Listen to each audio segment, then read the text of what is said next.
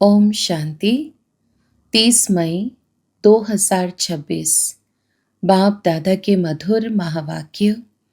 मीठे बच्चे, अपना सब कुछ ईश्वरीय सेवा में सफल कर भविष्य बना लो, क्योंकि मौत सिर पर है। प्रश्न: ज्ञान सुनते हुए भी बच्चों में उसकी धारणा क्यों नहीं होती है? उत्तर: क्योंकि विचार सागर मंथन करना नहीं आता है। बुद्धि योग देह और देह के संबंधों में लटका हुआ है। पहले जब बुद्धि से मोह निकले तब कुछ धारणा भी हो। मोह ऐसी चीज है जो एकदम बंदर बना देता है। इसलिए बाप बच्चों को पहला पहला वायदा याद दिलाते हैं, देह सहित देह के सब संबंधों को भूलो और मुझे याद करो। गीत भोलेनाथ से निराला। ओम शांति। बाप बैठ समझाते हैं, अब बच्चों को यह तो अच्छी तरह मालूम है कि बेहद के बाप को ही कहा जाता है बिगड़ी को बनाने वाला। श्री कृष्ण बिगड़ी को सुधार नहीं सकते। गीता का भगवान श्री कृष्ण नहीं, शिव है। शिव बाबा रचयिता है और श्री कृष्ण है रचना। स्वर्ग का वर्षा देने वाला स्वर्ग का रचयिता ही हो सकता है। यही भारत की मुख्य बड़े ते बड़ी भूल है। श्री कृष्ण को बाबा कोई कह नहीं सकता। वर्षा बाबा से ही मिलता है और भारत को ही मिला था। भारत में ही श्री कृष्ण शहजादा राधे शहजादी गाई हुई है। महिमा ऊंचते ऊंच एक बाप की है। श्री कृष्ण है ऊंचते ऊंच रचना, विश्व का मालिक। उनको कहा जाता है सूर्यवंशी डीटी डिनेस्टी। गीता आदि सनातन देवी देवता धर्म का शास्त्र है। सतयुग में तो किसको ज्ञान सुनाया नहीं है, संगम पर ही बाप ने सुनाया है। चित्रों में भी पहले यह सिद्ध करना है। दोनों के चित्र देते हैं। गीता का भगवान यह रचयिता है जो पुनर्जन्म रहित है, ना कि श्री कृष्ण रचना। तुम जानते हो, शिव बाबा ही हीरे तुल्य बनाते हैं। गाया भी जाता है, हीरे तुल्य कौड़ी तुल्य।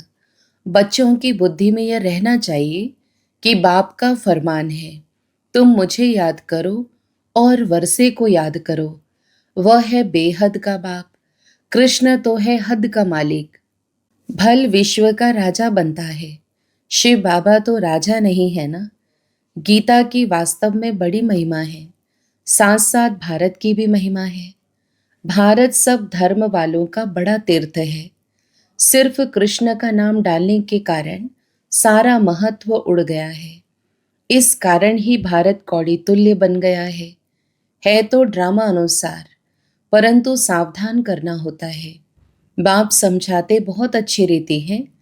दिन प्रतिदिन गोह्य बातें सुनाते रहते हैं, तो फिर पुराने चित्रों को बदलकर दूसरा बनाना पड़े, यह तो अंत तक होता ही रहेगा। बच्चों को बुद्धि में अच्छी रीति रखना चाहिए। शिव बाबा हमको वर्षा दे रहे हैं, कहते हैं मामेकम याद करो तो विकर्म विनाश होंगे। कृष्ण को याद करने से विकर्म विनाश नहीं होंगे। वह सर्वशक्तिमान तो है नहीं, सर्वशक्तिमान बाप है। वर्षा भी वह देते हैं। मनुष्य कृष्ण को ही याद करते रहते हैं। अच्छा, समझो कृष्ण ने कहा है, वह भी कहते हैं देह के संबंध छोड़ मामेकम याद करो। आत्मा तो बाप को याद करेगी ना। कृष्ण तो सभी आत्माओं का बाप नहीं है। यह सब विचार सागर मंथन कर बुद्धि में धारण करना चाहिए। कोई कोई मोह में फंसने के कारण फिर धारणा नहीं कर सकते हैं। तुम गाते आए हो, और संग तोड़ आप संग जोड़ेंगे। मेरा तो एक दूसरा ना कोई। परंतु मोह फिर ऐसी चीज है जो एकदम बंदर बना देते हैं। बंदर में मोह और लोभ बहुत होता है।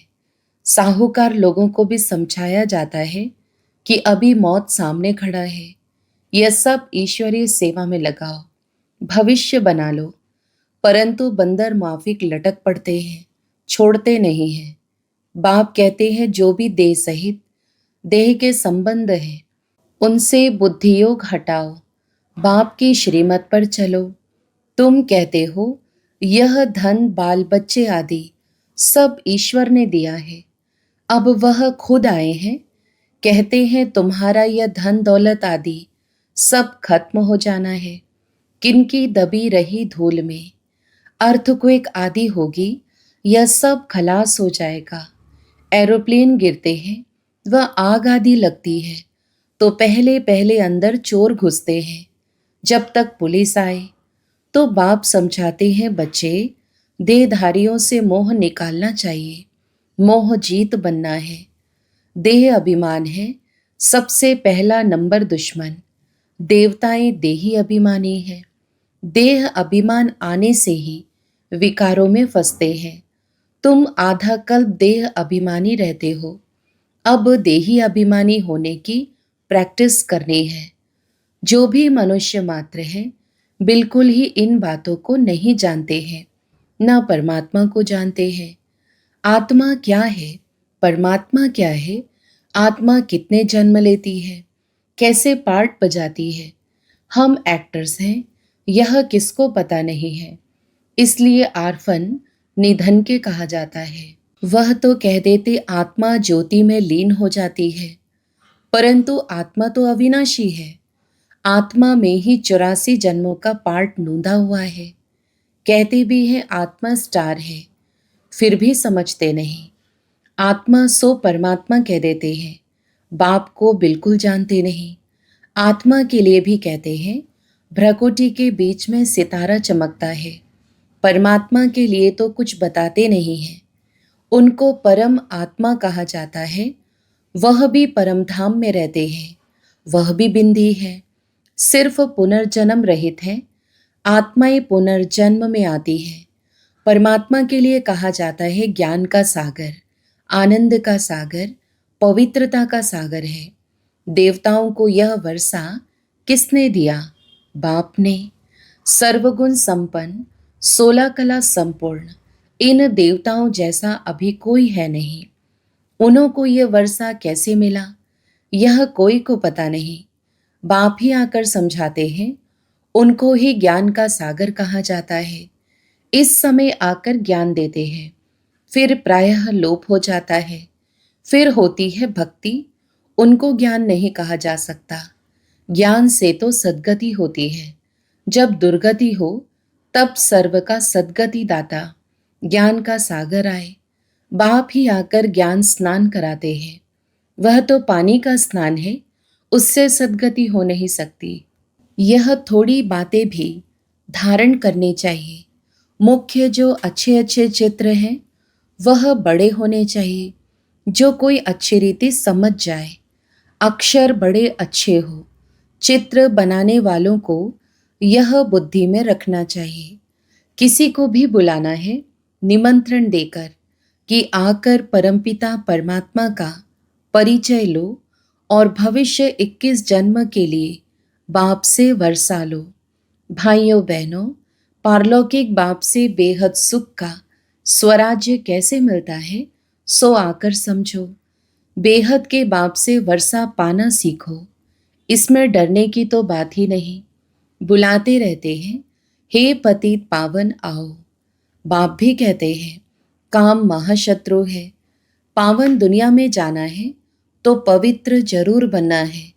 पतित उनको कहा जाता है जो विकार से जन्म लेते हैं। सतयुग त्रेता में विष होता नहीं, उनको कहा ही जाता है संपूर्ण निर्विकारी दुनिया। विकार है ही नहीं। फिर यह तुम क्यों पूछते हो बच्चे कैसे पैदा होते हैं? तुम निर्विकारी तो बनो, बच्चा जैसे होना होगा वैसे होगा। तुम यह पूछते ही क्यों हो? तुम बाप को याद करो तो जन्म जन्मांतर के विकर्म विनाश हो जाए। यह है ही पाप आत्माओं की दुनिया, वह है पुण्य आत्माओं की दुनिया। यह अच्छी रीति बुद्धि में बिठाना है। भक्ति का फल भगवान आकर देते हैं। बाप ही सर्व की सद्गति कर स्वर्ग का मालिक बनाते हैं। बाप कहते हैं अब पवित्र बनो, मामेकम याद करो, यह है महामंत्र। बाप से वर्षा जरूर मिलेगा। बाप कहते हैं तुम मुझे याद करो तो तुम सतो प्रधान बन जाएंगे। सीढ़ी पर समझाना है। दिन प्रतिदिन हर चीज सुधरती जाती है। इनमें क्लियर कर लिखना है। ब्रह्मा द्वारा आदि सनातन देवी देवता धर्म की स्थापना।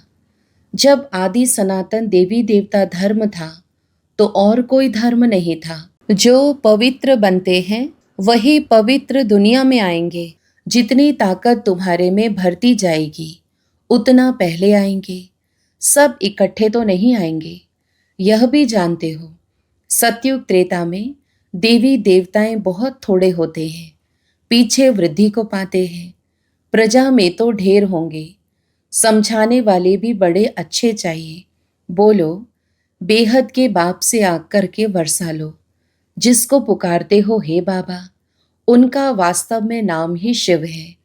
ईश्वर व प्रभु भगवान कहने से यह नहीं समझते कि वह बाप है, उनसे वर्षा मिलना है। शिव बाबा कहने से वर्षा याद आता है। उनको कहते हैं शिव परमात्माए नमः। परमात्मा का नाम तो बताओ। नाम रूप से न्यारा कोई नहीं है। उनका तो शिव नाम है। सिर्फ शिवाय नमः भी नहीं कहना है, शिव परमात्माए नमः। हर एक अक्षर को बहुत अच्छी रीति क्लियर कर समझाना होता है। शिवाय नमः कहने से भी बाप का मजा नहीं आता। मनुष्यों ने तो सब नाम अपने ऊपर रख दिए हैं। तुम जानते हो मनुष्य को कभी भगवान नहीं कहा जाता है। ब्रह्मा विष्णु शंकर को भी देवता कहा जाता है। बाप रचयिता तो एक ही निराकार है।